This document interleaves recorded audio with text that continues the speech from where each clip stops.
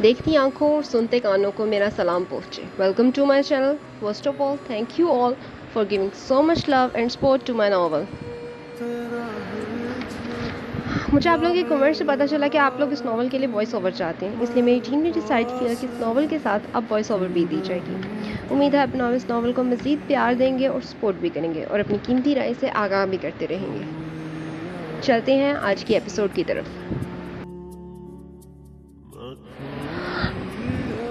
आप पता करें ना हान जी, कहाँ है सुल्तान, कब आएगा? महीने से ऊपर हो गया है। बीजी आज फिर बिस्तर पे बैठते ही हान जी को देखकर बोली, मैं पता करवा रहा हूँ लेकिन कोई खबर नहीं है। हान जी की आवाज़ की थकन महसूस करते बीजी की आंखों से सील रवा हो गई। हानम बत्ती बुझा दे, सर दर्द कर रहा है।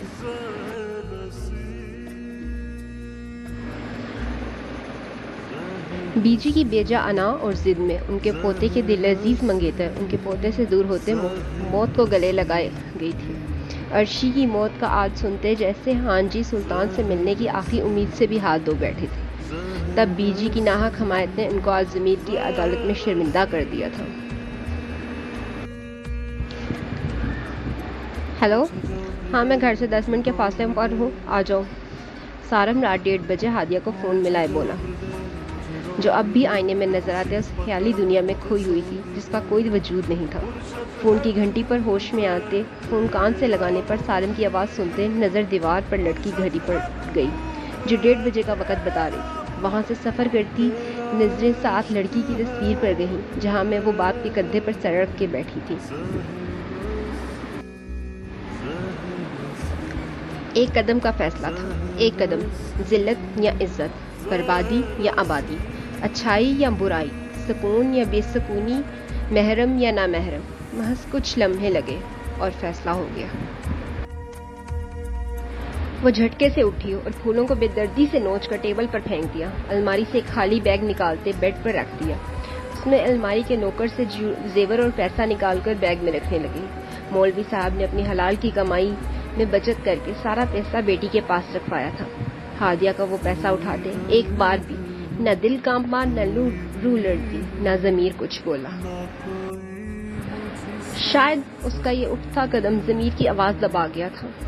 फौरन से बैग भरती एक काली चादर में अपने वजूद को ढांपते वो कमरे से निकली। घर में सारे रिश्तेदार जमा थे जो सब थक कर ख्वाब हरगोश के मजे ले रहे थे। मौलवी साहब भी मेहंदी के फंक्शन से मुतमईन पुरसुकून नींद में थे। हादिया खामोशी से चलते लाउंज से गुजरते बैरूने दरवाजे तक पहुंची। अचानक पीछे मुड़ते अब्बा के कमरे के दरवाजे पर नजर पड़ी। रुक जाओ हादिया, बाप का सोच लो जिसका तुम फख्र हो, जो तुम्हारी ख्वाहिश पूरी करने के लिए जान की बाजी तक लगा देता है। सिर्फ तुम्हारे लिए अपनी जन्नत को नाराज कर रहा है, सिर्फ तुम्हारे लिए सारे खानदान से मुखालफत ले रहा है, सिर्फ अपनी शहजादी के लिए। शहजादियां तो नरम दिल होती हैं, सफाक तो नहीं।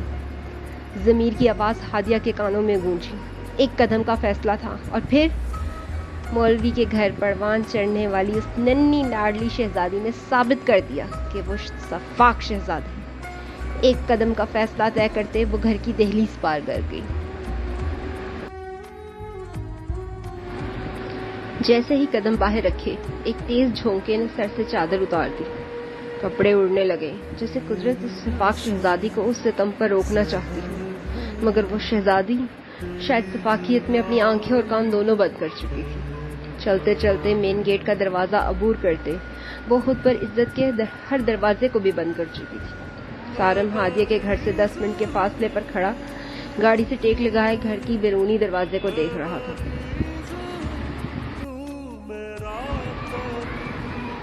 जहाँ से कुछ देर बाद हादिया नमोदार हुई, काली चादर कंधों पर लिए, हाथ में बैग थामे, बाल बखेरे वो सारम को देखते उस तक चल दी। जहाँ हादिया के चेहरे पर शर्मिंदगी की रमक थी, वहीं सारम का चेहरा फतहमंदी के एहसास से चमक रहा था। हादिया को करीब करते कंधों से पकड़े साथ लगाया तो हादिया की आंखों में आंसू की रफ्तार बढ़ गई। जान, ये आंसू मुझे तुम्हारी आंखों में बिल्कुल नहीं पसंद, सारम ने कहते ही आंसू साफ किए। सारम, हमने सही किया ना? हादिया रोते बोली। जाने अजीज, बिल्कुल दुरुस्त किया। अब देखना हमारी जिंदगी कितनी अच्छी हो जाएगी। हादिया को साथ लगाए गाड़ी में बिठा गई बोला, सारम हम ना पहले शादी करेंगे। ہادیہ سارم کے چہرے کو دیکھتے بولی جو گاڑی سٹارٹ کر رہا تھا۔ ہاں میری جان، صبح ہوتے ہی شادی کر لیں گے۔ سارم ہادیہ کا ہاتھ چومتے بولا۔ ہادیہ مطمئن سی باہر دیکھنے لگی۔ گاڑی مسلسل چلتی کالونی سے باہر کی طرف جاتی مولوی صاحب کے گھر کو اندھیروں میں چھوڑ گئی۔ عفت ابھی تک ہادیہ ناشتے کے لیے نہیں آئی؟ مولوی صاحب ٹیبل پر بیٹھے اخبار پڑھتے بولے۔ مولوی جی پریشان نہ ہو، تھکی ہوگی، کل کے فنکشن نے تھکا دیا ہوگا، حیا کو بھیجا ہے۔ عفت مسکرا کر بولتی، چائے کا مگ مولوی صاحب کو دیتے خود بھی مگ لیے بیٹھ گئی۔ سارا خاندان لاؤنج میں جمع تھا، ناشتہ ہو چکا تھا، سب چائے سے لطف اندوز ہو رہے تھے۔ حیا چیختی سیڑھیاں اترتی ماں کو پکار رہی تھی۔ حیا آرام سے، کیا ہو گیا ہے؟ عفت حیرانگی سے گرتی حیا کو تھام کر بولی، جس کے ایک ہاتھ میں کاغذ تھا، چہرہ سرخ، دوپٹہ ایک طرف لڑک رہا تھا۔ امی ڈھیرے آنسو آنکھوں میں لیے بولی، عفان تم نے پھر حیا کو ڈرایا ہے؟ مولوی صاحب پرسکون چائے کے گھونٹ بھرتے بولے، جانتے تھے اپنی چھوٹی بیٹی کو جس کا دل چڑیا سے زیادہ نازک ہے، جو تیز ہوا سے بھی ڈرتی تھی، جس کو عفان مزید ڈرا کر تنگ کرتا۔ نہیں ابا میں نے کچھ نہیں کیا۔ عفان خود پریشان ہو گیا حیا کی حالت دیکھ، جس کا سانس ناہموار تھا۔ ابا ہادیہ، حیا روتی اٹکتی سانسوں میں بولی، کیا ہوا ہے ہادیہ کو؟ مولوی صاحب پریشانی سے اٹھے۔ یہ ہادیہ، حیا کاغذ باپ کے حوالے کرتی خود نڈھال سے سیڑھیوں پر گر گئی۔ عفان عثمان فوراً حیا کی طرف بڑھے، جبکہ مولوی صاحب ساکت سے ڈائننگ ٹیبل کی کرسی پر بیٹھ گئے۔ ابا کیا ہے اس کاغذ میں؟ عثمان باپ کا سپاٹ چہرہ دیکھ کر بولا۔ عثمان کی آواز پر مولوی صاحب نے ایک نظر عثمان کو دیکھی، لیکن سینے میں اٹھنے والی درد نے ان کے حواس چھین لیے۔ ابا! مولوی صاحب کو بے ہوش دیکھ عثمان کے حواس بھی سلب ہو گئے۔ عثمان فوراً باپ کو تھام کر عفان کو گاڑی نکالنے کا بولتا باپ کو سنبھالے باہر کی طرف بڑھ گیا۔ خاندان کے لوگوں میں مولوی صاحب کی حالت دیکھ چہمگوئیاں شروع ہو گئیں۔ خوشیوں والے گھر میں صرف ایک شفاق شہزادی کے ایک بھٹکے قدم نے کوہرام مچا دیا۔ پچھلے 2 گھنٹوں سے مسلسل کوریڈور میں چکر کاٹتے عثمان اور عفان کے قدم شل ہو گئے تھے۔ عثمان پتا کرنا تمہارے ابا کیسے ہیں؟ ڈاکٹر کچھ بتا کیوں نہیں رہے؟ عفت پریشانی سے کرسی سے اٹھتی بولی، امی فکر نہ کریں، ابا ٹھیک ہو جائیں گے، اب دعا کریں۔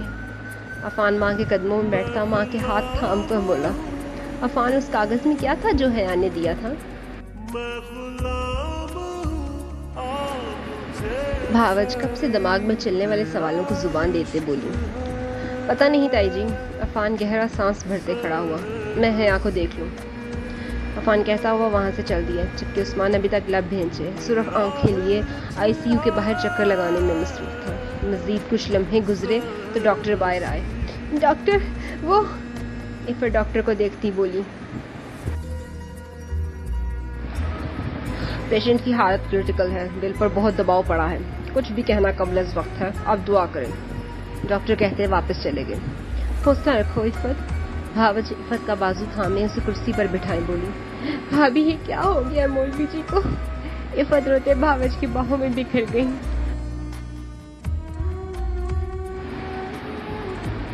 اماں کیا ہوا؟ ڈاکٹر نے کیا کہا؟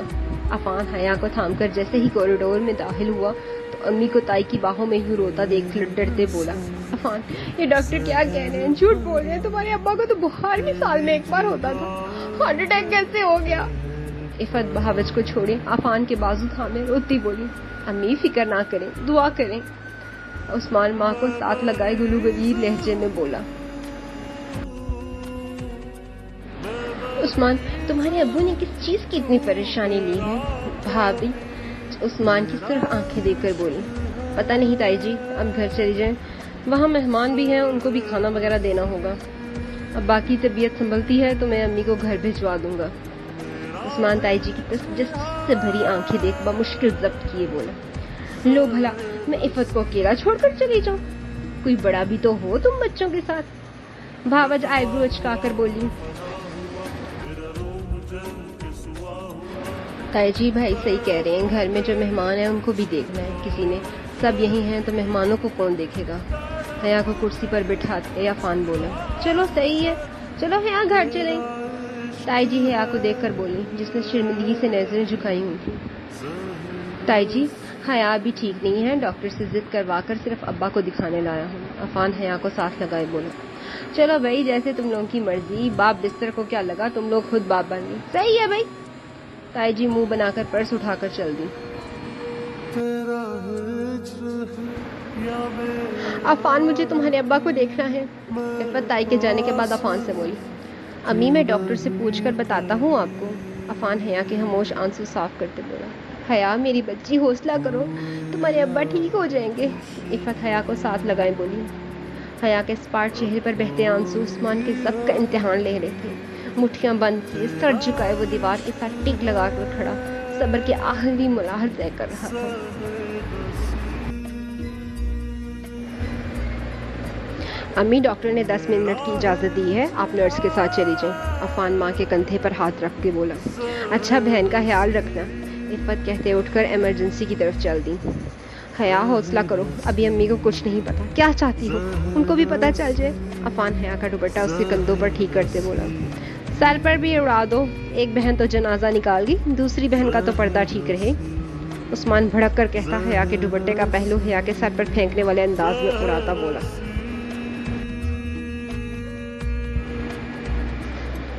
भाई मैं हया। हया तड़प कर बोली, हया नहीं बेहया, न जाने कि तुम्हारे भी कितने आशिक होंगे, जब बड़ी ऐसी है तो छोटी पर भी तो कुछ असर आएगा ना। उस्मान भड़क कर बोला, गुस्से से चेहरा दहक रहा था। भाई, हादिया आपी ने जो गलती की, आप हया को क्यों उस बात की सजा दे रहे हैं, उसका क्या कसूर। उस्मान की बात और हया की हालत देख अफान तड़प कर बोला, आपी वो इस इज्जत के लायक है, और जिस गलती की तुम बात कर रहे हो ना, वो सिर्फ गलती नहीं, सबका गुनाह बन गया है, जिसकी सजा कियामत तक मिलनी है। दुनिया की बातें जिंदा गाड़ देंगी, कैसे निकलोगे घर से बाहर जब सबके पास बात करने के लिए यही मौजू होगा। मौलवी फारूक हसन का फखर, उनका गरूर साथ लिए फरार हो गई। औरत के कदमों की लग्जिश उसको कब्र में पहुंचाकर भी दम नहीं लेती, और यही लग्जिश उससे जुड़े मर्दों को जिंदा कब्र में उतार देती है। उस्मान बोलता थक कर कुर्सी पर बैठ गया। भाई, आपकी सब बातें ठीक है, मगर इसमें हया की क्या गलती। उस्मान अफान के कंधे पर हाथ रखे बोला, कसूर तो अब्बा का भी नहीं, मगर वो अस्पताल में है। कसूर तो अम्मी का भी नहीं, मगर वो भी तड़प रही है। अफान, हादिया का गुनाह ऐसा है जिसकी सजा हम सबको काटनी होगी, हम सबसे ज्यादा हया को। अभी आदत डाल लेगी सुनने की और सहने की तो आदत हो जाएगी। उस्मान गमगीन लहजे में बोला, क्यों मेरी बहन सुने, मैं जुबान ना खींच लूं। अफान जज्बाती सा बोला, किस किस की जुबान खींचोगे, तेरे मेरे हाथ तक तेरी अजीज आपी बांध गई है। उस्मान दुख से कहता, सर दीवार से टिका गया तो अफान के हाथ भी पहलू में जा गिरे।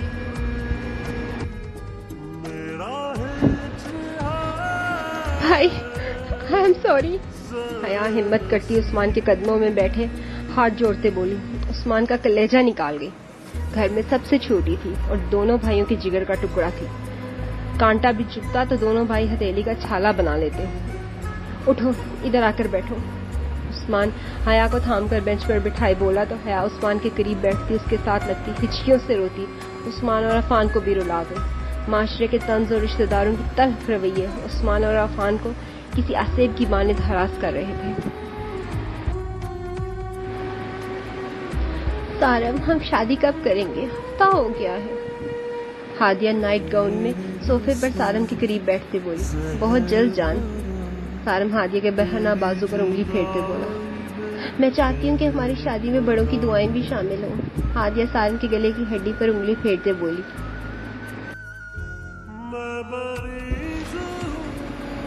डैड से मेरी बात हुई है, अगले महीने आ रहे हैं। उनको मैंने सारी सिचुएशन पहले एक्सप्लेन कर चुका हूँ। जैसे ही आएंगे तुम्हारे डैड से भी बात कर लेंगे, फिर खैर से हमारी शादी हो जाएगी। सारम ने एक और सुनहरे ख्वाबों की टोकरी हादिया के सर पर ला दी। ऐसी कई सुनहरे ख्वाबों की टोकरी ने हादिया का सर पैरों से लगा दिया, जिसके लिए सारम की हर बात कुरान का हरफ बन गई। वो भूल गई उस फखर को, उन सीधे कंधों को जिनको झुकाकर, उसके मान की कब्र बनाकर वो अपनी खुशियों का महल तामीर कर रही थी। हफ्ता हो गया था फारूक साहब को ठहरे हुए, और उन 7 दिनों में जैसे खानदान के सारे लोगों ने आंखें माथे पर रख ली। جو فاروق صاحب کو دیکھنے ہسپتال آتا ہادیہ کے نام کا تانا دینا تو فرض سمجھتا تھا۔ اب تک ہادیہ کے گھر سے بھاگنے کی حرکت سب کو معلوم ہو گئی تھی۔ 8 دن بعد فاروق صاحب ہمت کر کے ہوش میں آئے۔ مولوی جی شکر ہے خدا کا کہ آپ کو ہوش تو آیا۔ عفت مولوی صاحب کو دیکھ مسکرا کر بولی۔ ابا طبیعت کیسی ہے؟ عفان کمرے میں داخل ہوتا بولا۔ عثمان ابھی ڈاکٹر کے کمرے میں رپورٹس کولیکٹ کر رہا تھا۔ ٹھیک ہوں میں، حیا کہاں ہے؟ مولوی صاحب نظریں گھمائے بولے۔ شکرانے کے نفل ادا کر رہی ہے، آ رہی ہے، لو آ گئی۔ عفت کہتے پانی نکال گلاس میں ڈالتی بولی۔ السلام علیکم ابا، آپ کی طبیعت کیسی ہے؟ حیا کی زکام زدہ آواز سن مولوی صاحب کے ساتھ عفت بھی متوجہ ہوئی۔ سفید دوپٹے کے حالے میں کمزور گیلا چہرہ، آنکھوں کے نیچے ہلکے، یہ ان کی شوق سی حیا تو نہیں تھی۔ مولوی صاحب کے لبوں سے سرد آہ نکلی۔ وعلیکم السلام، میری تو بہتر ہے مگر تمہاری طبیعت کو کیا ہوا ہے؟ ادھر آؤ۔ مولوی صاحب نے کہتے ہی بازو واہ کیے تو حیا ان سے لپٹ کر سسکیوں سے رو دی۔ ابا آئی ایم سوری، میں نے واقعی کچھ نہیں کیا ہے۔ سسکوں کے درمیان بات مکمل کی۔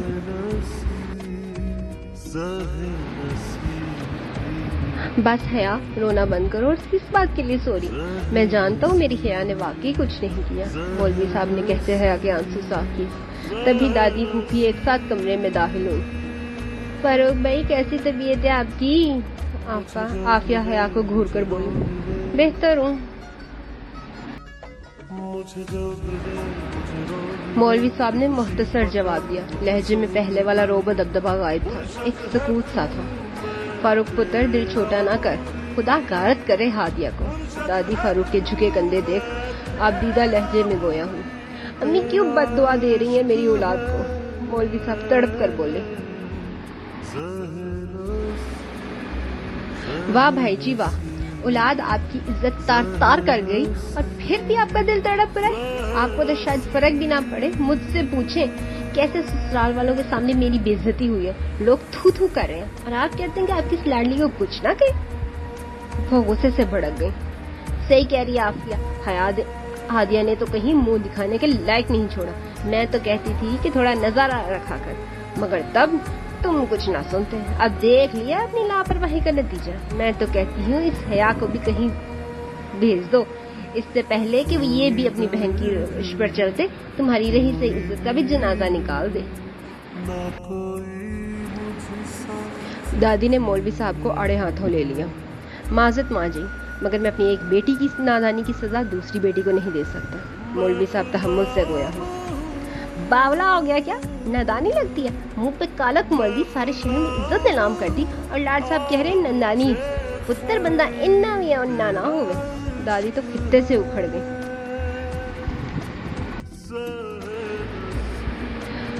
ماں جی آپ جو بھی کہیں مگر میں ہادیہ کی کیے گی سزا حیا کو نہیں دوں گا۔ مولوی صاحب حتمی لہجے میں بولے۔ صحیح ہے پتر، ایک بیٹی گھر سے بھاگ گئی، دوسری جب کوئی گل کھلائے گی تو پتہ چل جائے گا۔ دادی منہ بنا کر کہتی اٹھ کر صوفے پہ جا بیٹھی۔ اتنے میں عثمان فائل ہاتھ میں لیے داخل ہوا۔ السلام علیکم۔ عثمان سلام کہتا دادی کے آگے جھکا۔ والسلام۔ پتر ڈاکٹر کیا کہہ رہے ہیں، کب تک فاروق کو گھر لے جا سکتے ہیں؟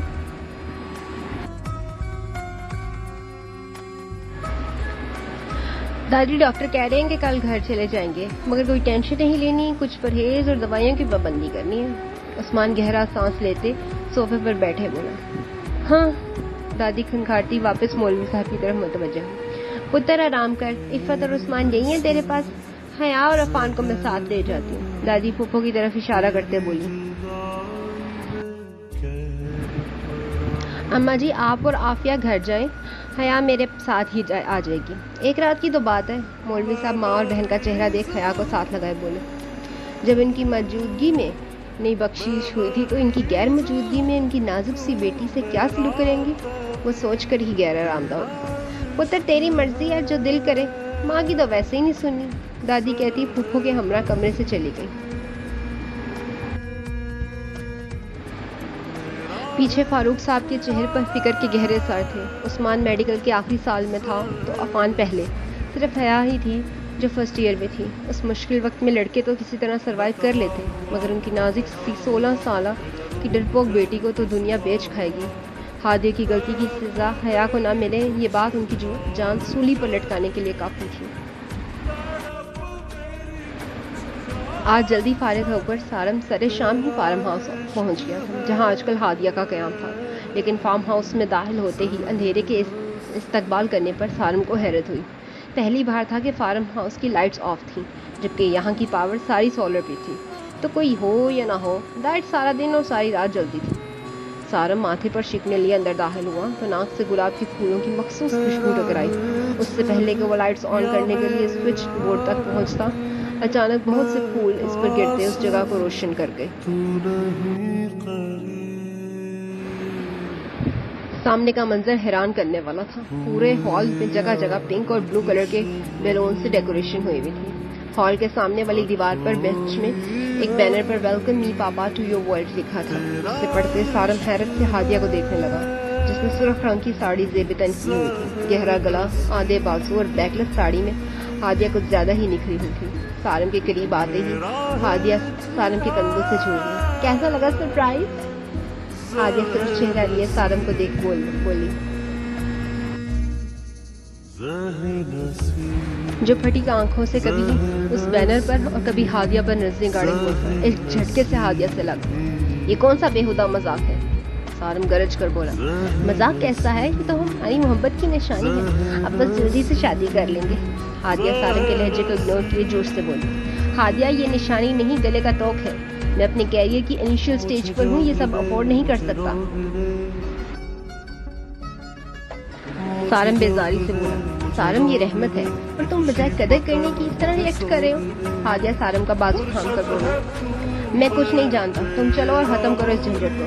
سارم اس کا ہاتھ پکڑ کر باہر کی طرف کھینچ کر بولا، سارم میں کہیں نہیں جاؤں، یہ اولاد ہے ہماری۔ ہادیہ ہاتھ چھڑاتے بولی، ہماری نہیں، صرف تمہاری۔ سارم بھر کر بولا، یہ کیا کہہ رہے ہو؟ ہادیہ سارم کی بات پر حیرانگی سے بولی، کیوں سمجھ نہیں آ رہی؟ سارم ہادی کے خوبصورت چہرے کو نظروں کی گرفت میں لیے بولا، سارم کہنا کیا چاہتے ہو، صاف صاف کہو، کیوں اس طرح ریئیکٹ کر رہے ہو؟ ہادیہ سارم کی آنکھوں میں اجنبیت دیکھ کر بولی،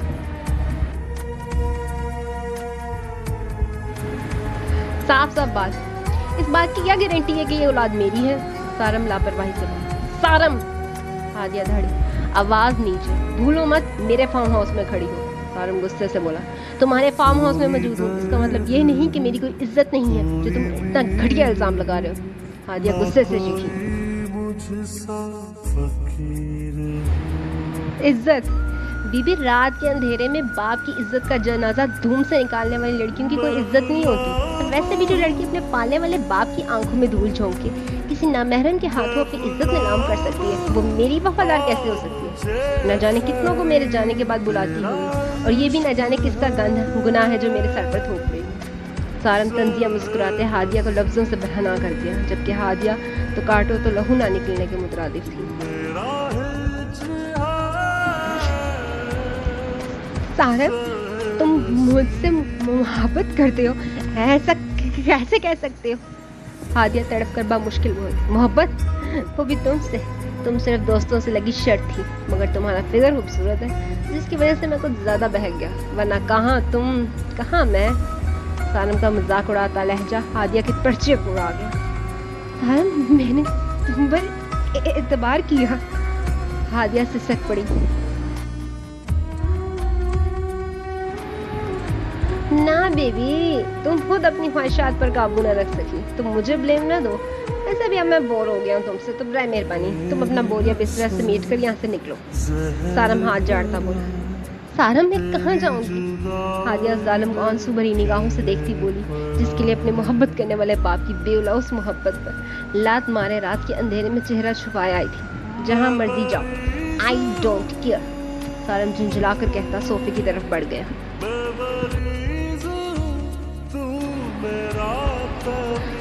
سارم، تم میرے ساتھ ایسا نہیں کر سکتے، میں نے تمہارے لیے سارے خاندان کو دھوکہ دیا، باپ کو دھوکہ دیا ہے، تمہاری محبت سے اپنی عزت پر داغ لگا لی، اور تم یوں مجھے سے منہ نہیں موڑ سکتے۔